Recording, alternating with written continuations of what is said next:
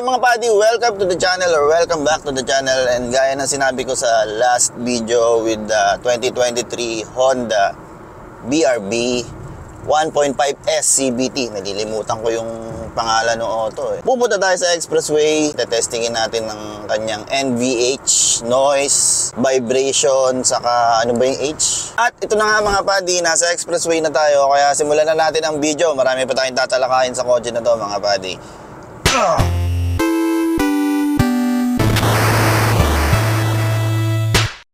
Right now mga buddy, we're doing 100 kilometers per hour. Nasa D mode lang tayo, drive mode. Actually, tahimik naman ang makina, 2,100 RPM. Pero wind noise, 100 kilometers per hour. May naririnig ako wind noise mga buddy. Sana nakaka-capture ng camera. So far, yung mga alon-alon dito sa expressway, yung mga biglang hindi pantay na kalsada, para lang siyang dumuduyan, pero parang ano ba tong kotse na to? Magaang ba to? Minsan nararamdaman ko parang pag may hangin gumagalaw siya. I have no idea kung anong weight nitong sasakyan na to. And engine noise is very pronounced kapag inaapakan mo siya. Rinig na rinig mo yung ingay ng makina niya pag gusto mong bilisan ng konti. Siguro yung sound deadening nito is hindi ganun karami. Try naman natin mag sport mode. Yan, sport mode. Pag nag S mode ka, I'm not sure kung sport mode dyan. Malamang sport mode dyan. Yan, kung nakikita nyo sa gauge, 80 plus kilometers, 3,000 RPM na. So, mataas na yung RPM niya. Pag dinala mo siya sa 100, ayan, 3,500 RPM na. So, rinig na rinig mo na yung makina niya.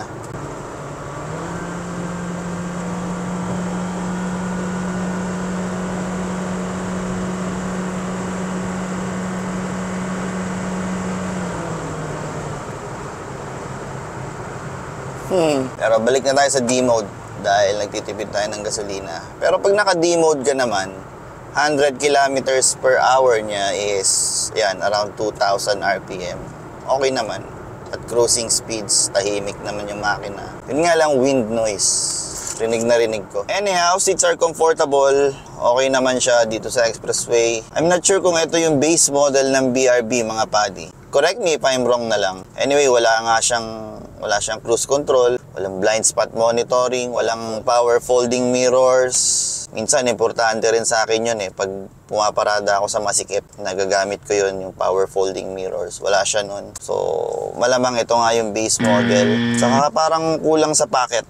Yun lang ang medyo, lagayan ng cellphone. Bawa, syempre, para madali mong ma-access. I mean, kulang sa lagayan. Dahil dun sa design ng dashboard niya. Although, dashboard design, nakikita nyo, okay naman. Ganda naman. At syempre, conventional handbrake, mas krusonada natin yung ganyan kaysa dun sa mga electronic parking brakes. At dahil keyless ka nga, proximity key lang ang meron ka, syempre, push start button yan. Red na yan. Wala naman na ibang madidiscuss dito. Gauge cluster, medyo dull. Parang Seiko na black dial, pero malinis naman tignan.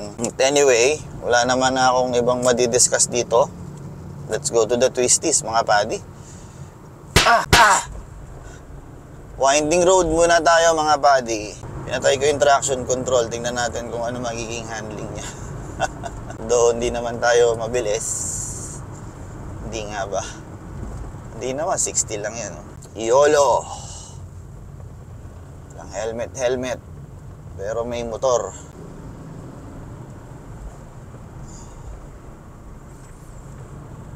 Alright. Hindi ganun ka-supportive ang upuan. Or medyo maluwag siya sa akin. Medyo firm talaga ang niya. Suspension. Itong imperfection ng kalsada na to mga buddy. Ayan, nagtatranslate sa loob yung dump nung suspension niya.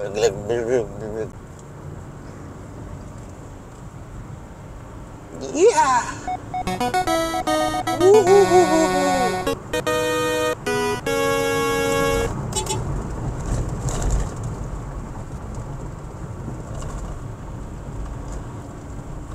Pag naka-off yung stability control, parang medyo malikot yung sasakyan mga buddy. Wow. Medyo maano talaga yung likod. Maganon. Pag walang sakay. Naka D mode lang tayo. Maakyat naman. Although dalawa lang nga kami.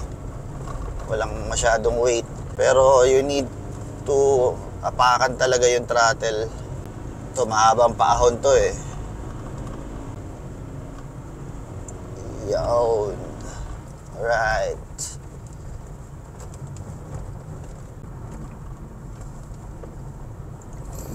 Ahon ulit.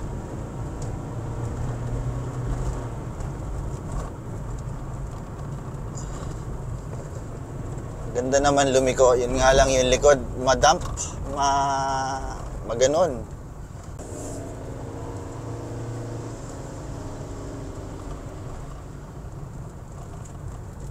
Yeah.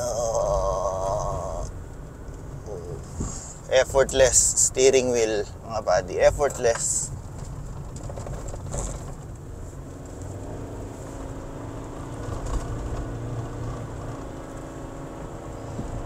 So yan, ganyan ang maririnig mo pag wala kang kambyo, para ka naka-scooter. Dahil ito nga yung CVT na walang fake gears. Ahon ulit. Yun. Oh, parang scooter, di ba?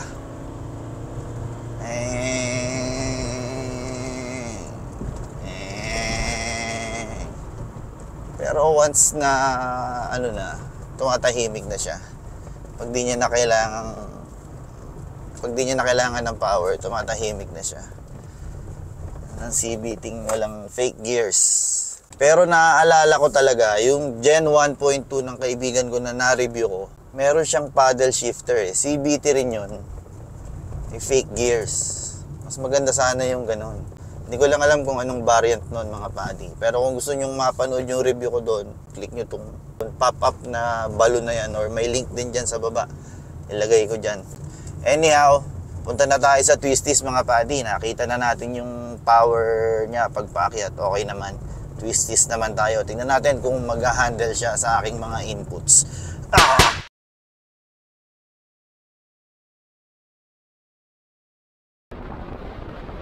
So maraming bikers, so we have to be very cautious, careful. Naka-normal drive mode lang tayo. Wala kang gear eh. Wala kang mapaglaro ang fake gears. So pag bitaw mo ng throttle or gas pedal, parang di ko alam kung nag-engine brake ba to or ano. Dati nag-downhill ako ng ganyan, natanggal yung gulong sa harapan eh. Semplang ako eh, gulong ako eh. Sugat-sugat yung tuhod ko eh. Walang fake gears. So I'm just relying sa brake. Dito rin natin matetesting yung brake niya kung iinit kagad. Alamang DOT3 lang ang nakalagay dito. But so far, ang ganda ng cornering niya, flat. Sa mga curves na yun, sa mga turns na yun. Alright. Yeehaw! Ito lang problema. Walang gears. Hold on me. Labanan mo yung G. Labanan mo yung G. Normal mode, half throttle.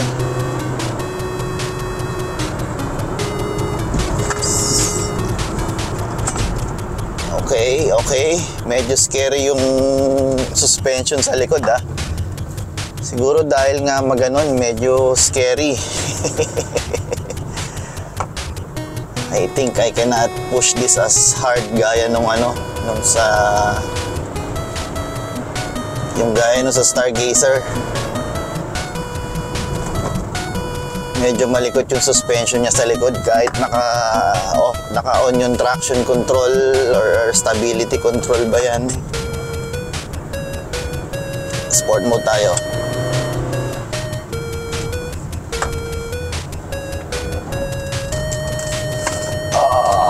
Okay.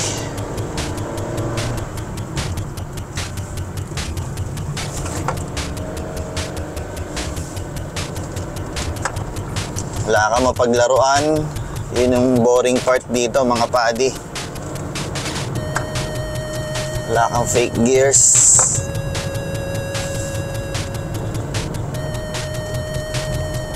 Yung motor, yung kotse. Alright.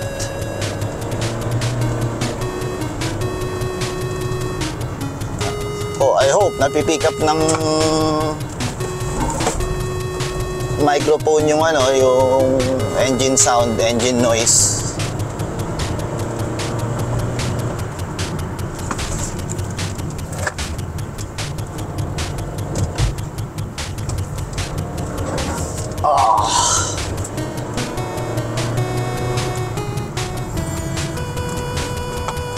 Alright.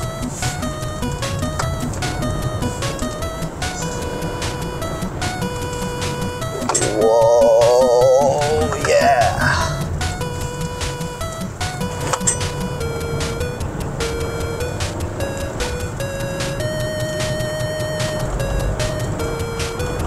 Medyo flat, pero pag may uneven surface na nadaanan yung rear tire, medyo sumasayaw yung likod eh.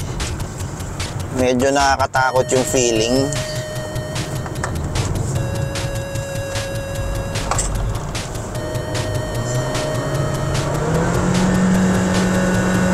Yan, puro ganyan. Puro angil, 100 kilometers, nice. Ayun oh. Nararamdaman ko yung likod, parang naiiwan mga padi.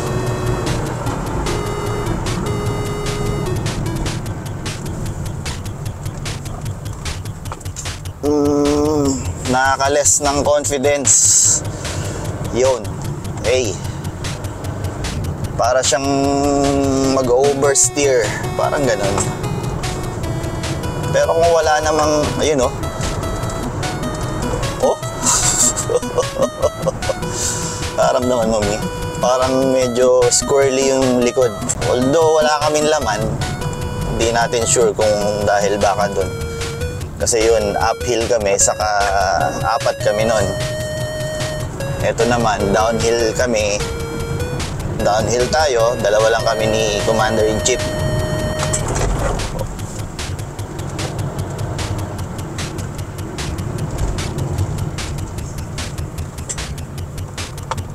Pero syempre, this is a MPV. Huwag niyong gagawin. Tinitingnan ko lang yung capabilities niya sa ganito.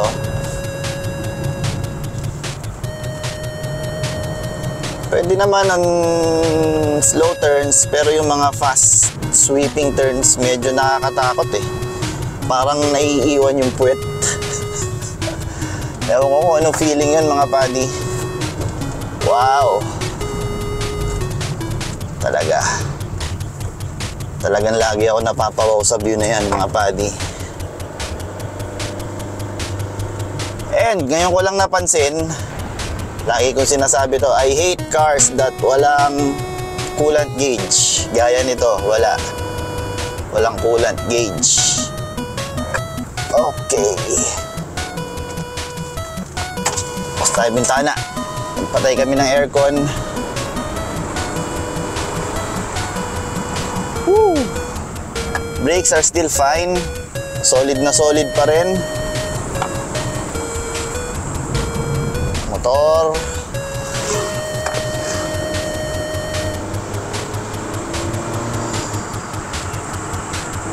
Woohoo!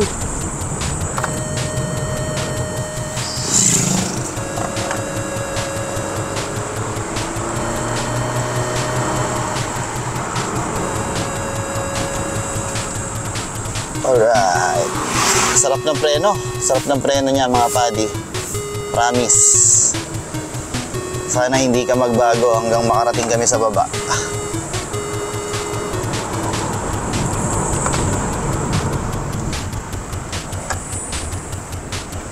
Although konting liko, kapit.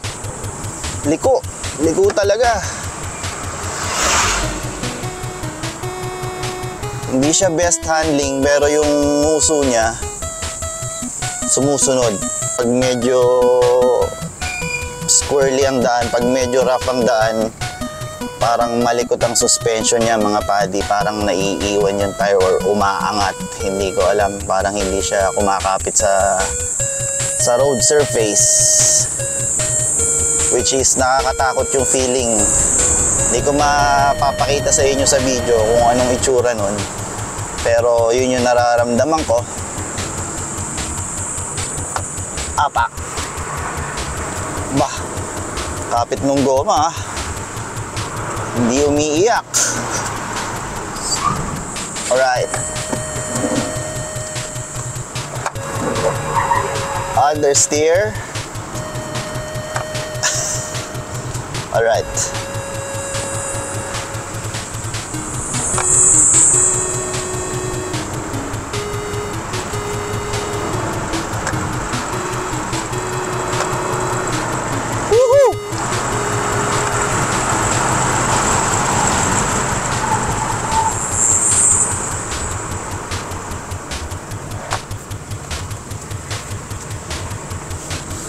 Okay, nice.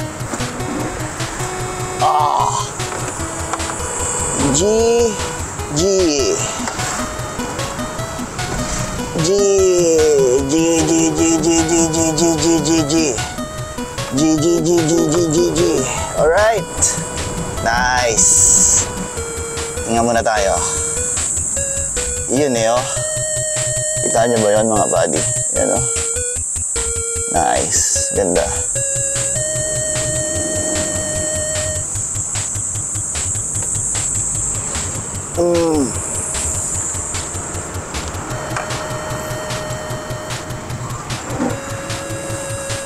Alright. Pero pag ganitong pantay, smooth, okay naman yung suspension niya sa likod. Hindi mo nararamdaman yung squirrely feeling.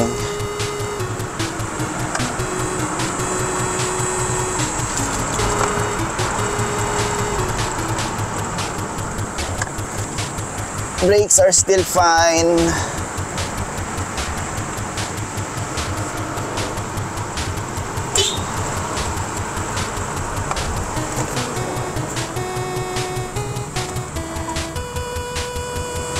All right.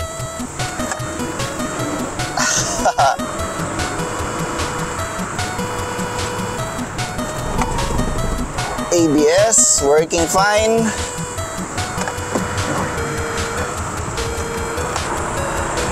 All right.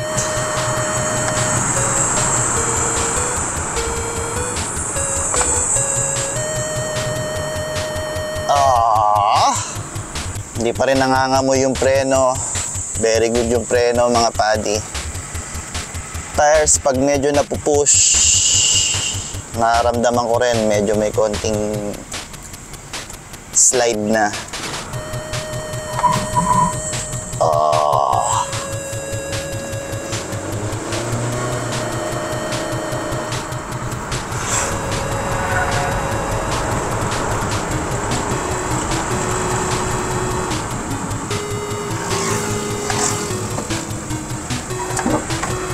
Alright.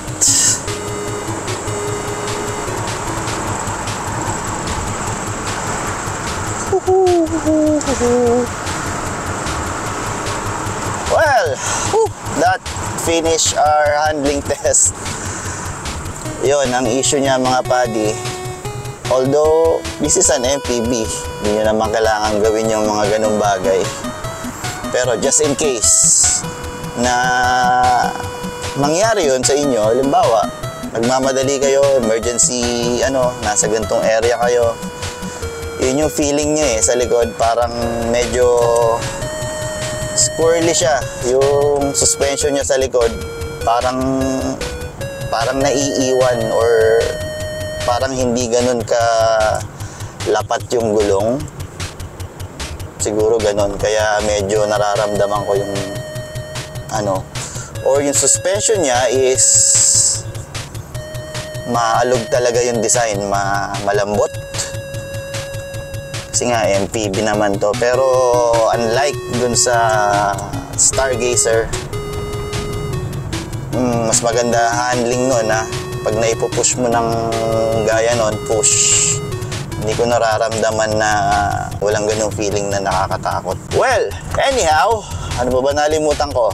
Wala na ba ako nalimutan? Anyway mga buddy, if you're looking for a 2023 Honda BRB S 1.5 CVT, sana makatulong tong video na ito sa inyo.